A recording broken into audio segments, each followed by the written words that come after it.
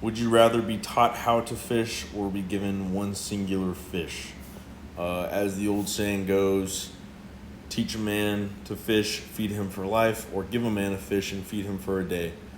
The better, uh, the better end result is to be taught how to fish, and that is my goal with these videos. Obviously, I'm getting better at them. I'm still figuring stuff out. I'm a student, and I do not claim to be the all-knowing master, but my goal is to help you guys be able to teach yourselves. I want anyone who I come in contact with and talk to and help out and coach, I want them to walk away being more equipped to coach themselves and to coach other people rather than just having the answers. They're able to solve problems better. That is what I like to teach. What's up, guys? Today we're going to be checking out Mason, my boy Mason. I've been working with Mason for a while. He just ended the season, and it's time for him to reset a lot of things. Before I get any further, and I really haven't watched these videos much, before I get any further, let's watch the videos 3 times each.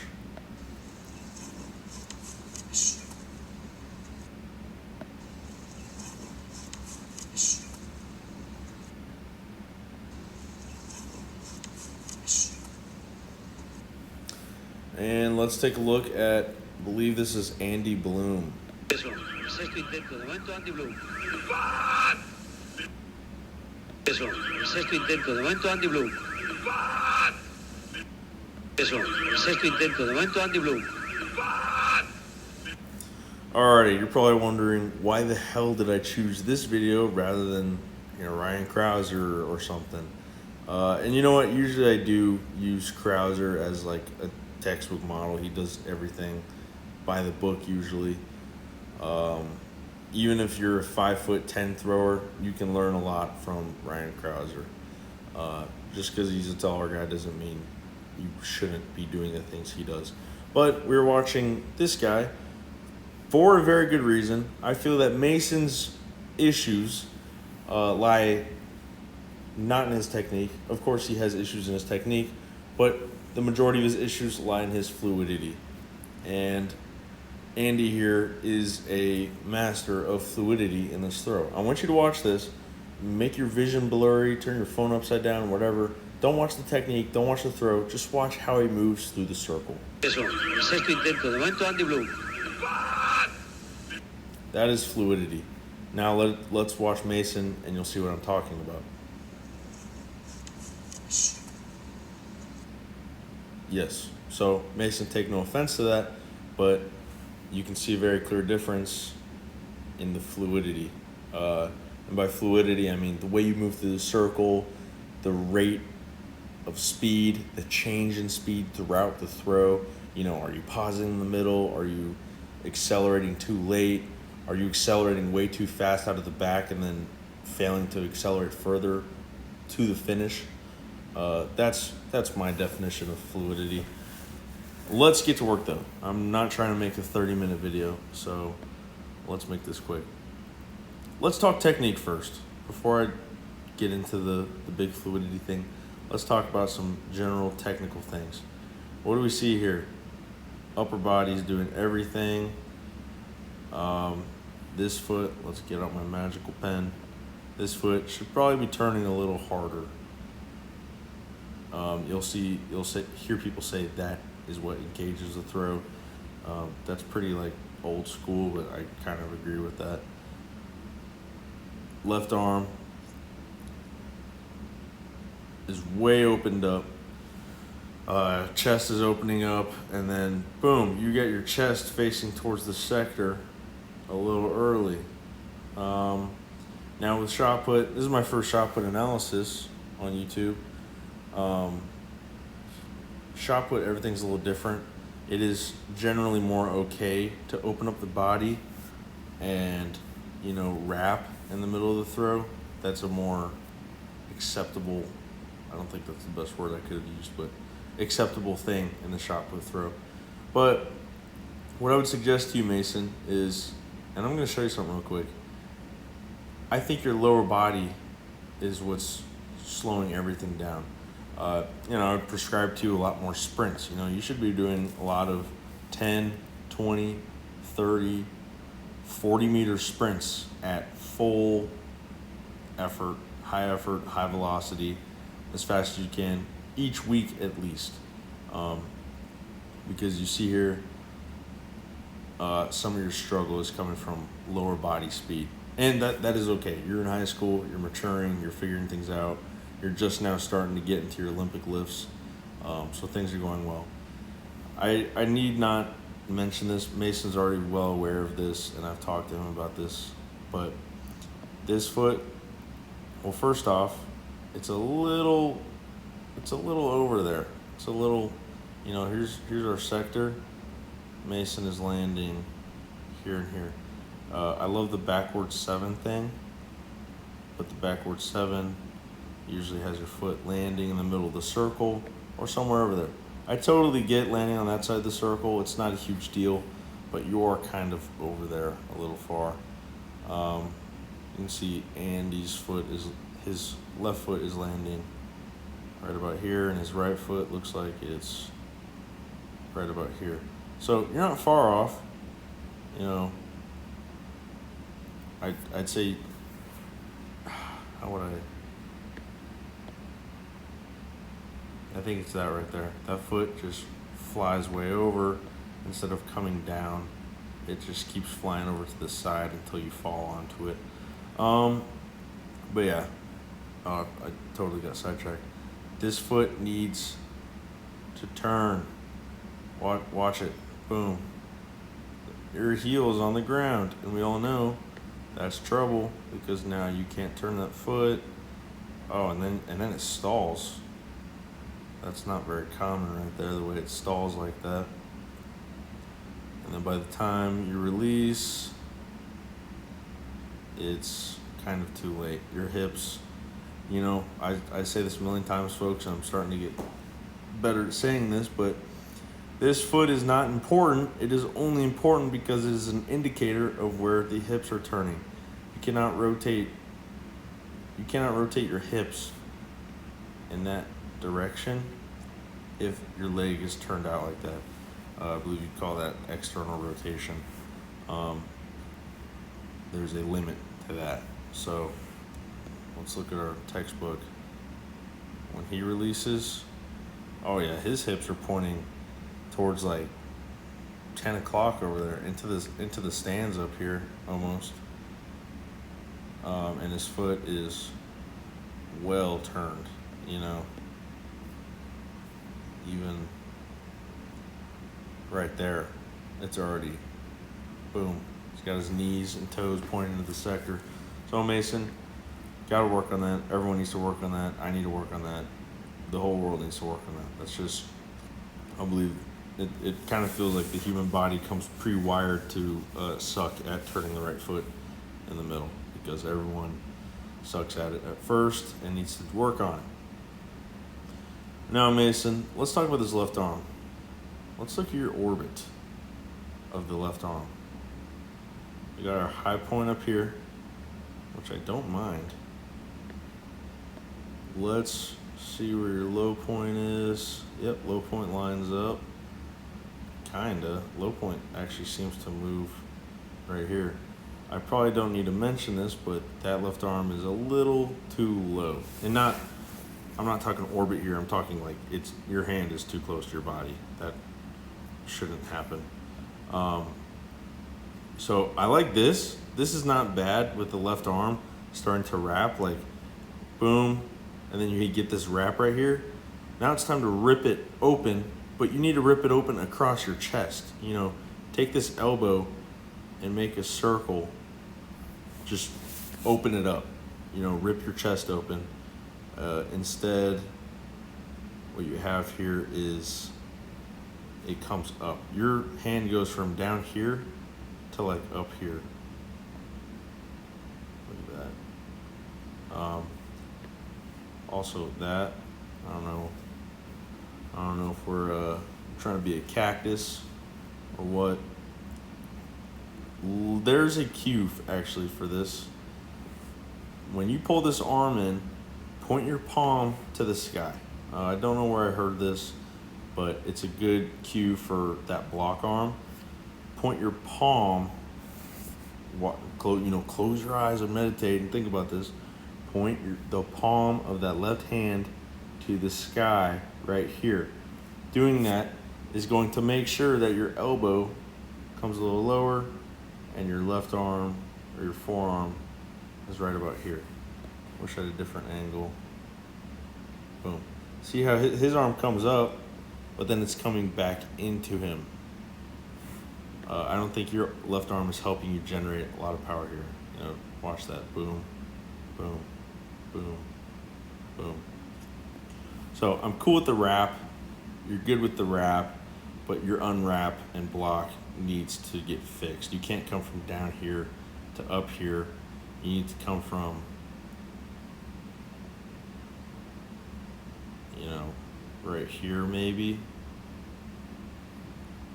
to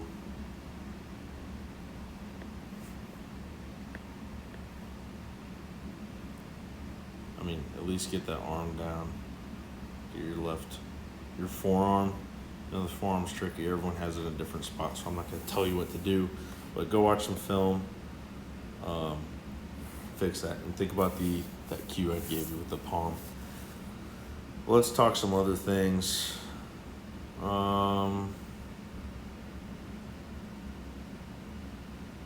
me watch this.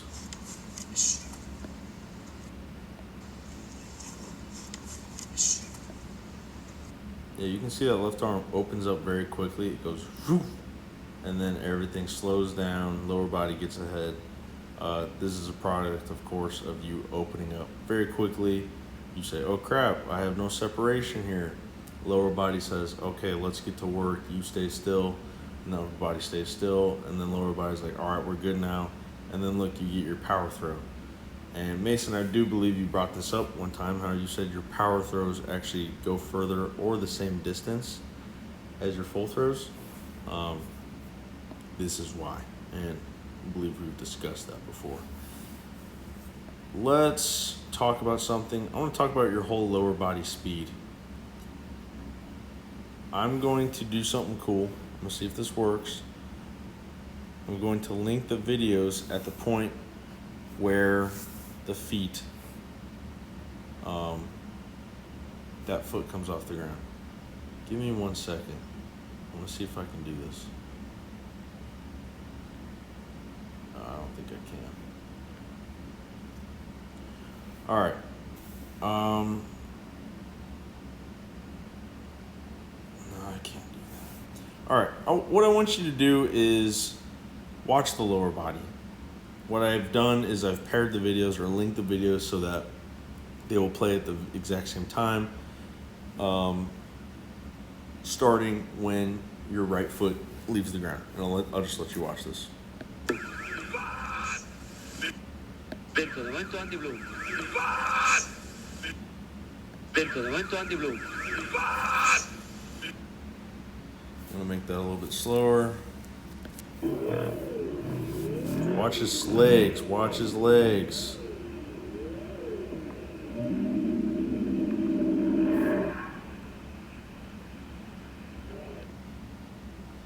Watch this one more time. I'm gonna make it a little bit faster. I want you to use your peripheral vision, your blurry vision. Don't watch the two throws. Just take a step back and watch the lower body. Kind of see both of the sets of legs out of the corner of your eyes, and just watch the difference in speed. Mason, I'm not telling you have to throw as fast as this guy, but I'm telling you, or I'm showing you, look what the lower body speed produces, and as well as the fluidity. If you can get your legs moving that much faster than your upper body, it's going to help you that much more. Watch this again. Watch the lower bodies.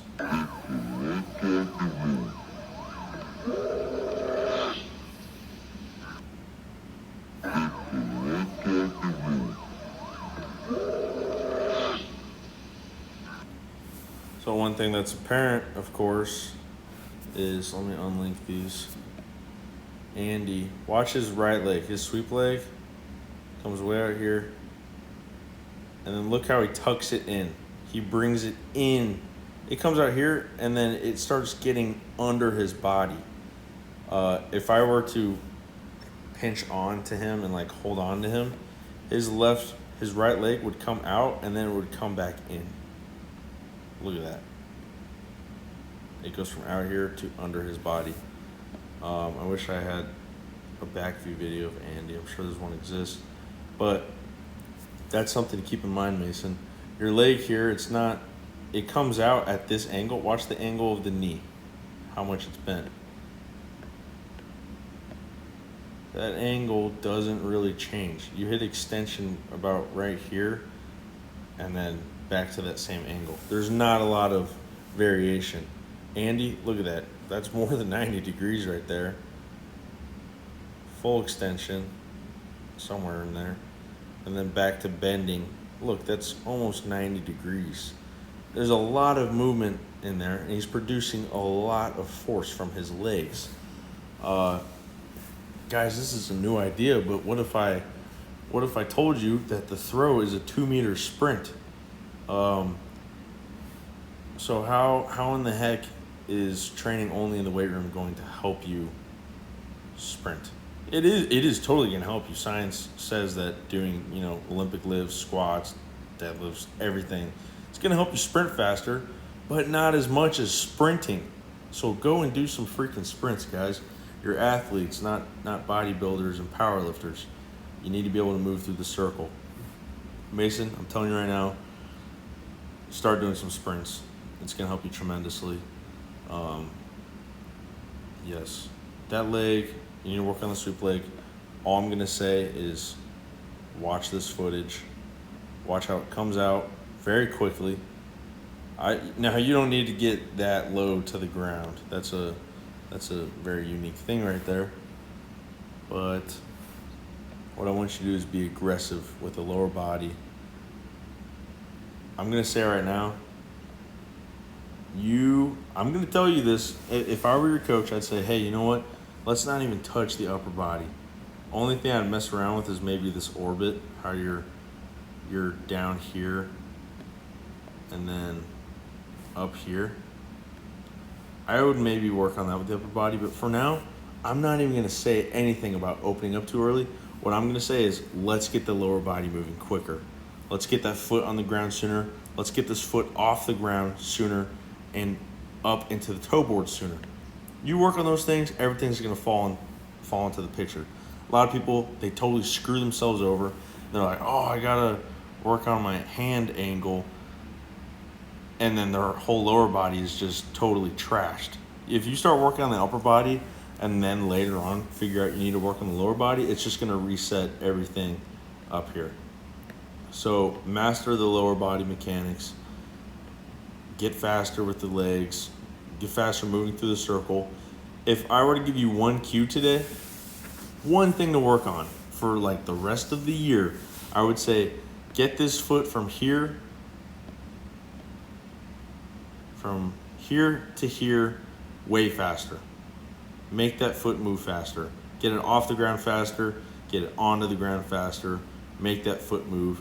That's going to put 10 more feet on your throw within the year if you were to only work on that. And I expect you to throw further than that even, because you have a lot to work on and you know what you need to work on, and you're pretty coachable.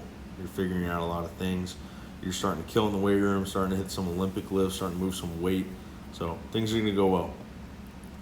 To finish this off, I do want to work on the fluidity thing one more time. Let's watch the upper body. Anti-blue. What I want you to see here is how, from here to that wrap, you guys are not much different. His wrap is maybe a little more aggressive. He's got that arm in there, okay? But what he does a million times better than you, me, and most people throwing is the way he unwraps.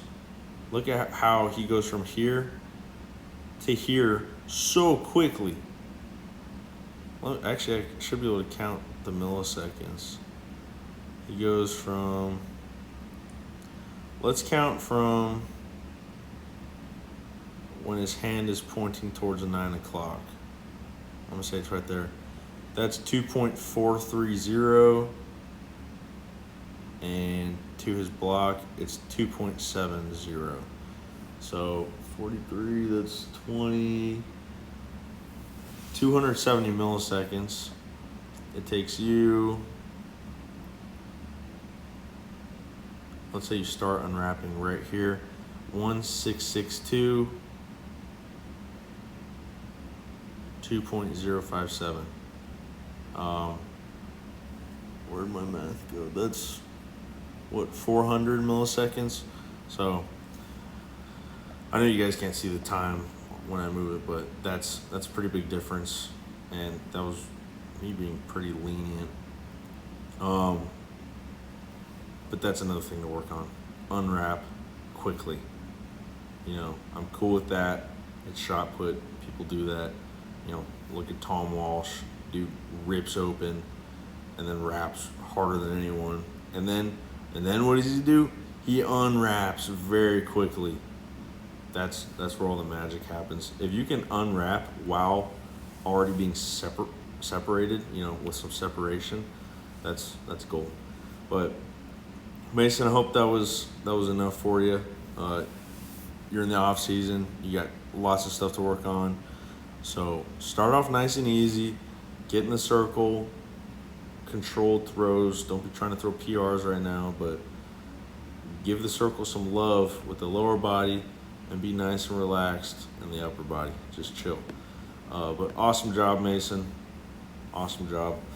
And to anyone who would like a technical analysis, you already know the drill. Anyone who buys the program, for now, gets a free technical analysis whenever you want. A lot of people taking advantage of that. There's about, I think, 18 spots left for that option. Afterwards, after 100 people are on the program, I'm not going to be able to do free technical analysis for everyone. So if you want that, go ahead and hop on. If you guys got questions, video requests, comment, hit me up on Instagram and I'll help you out. But thank you for watching, guys. Thanks for supporting, and have a great night.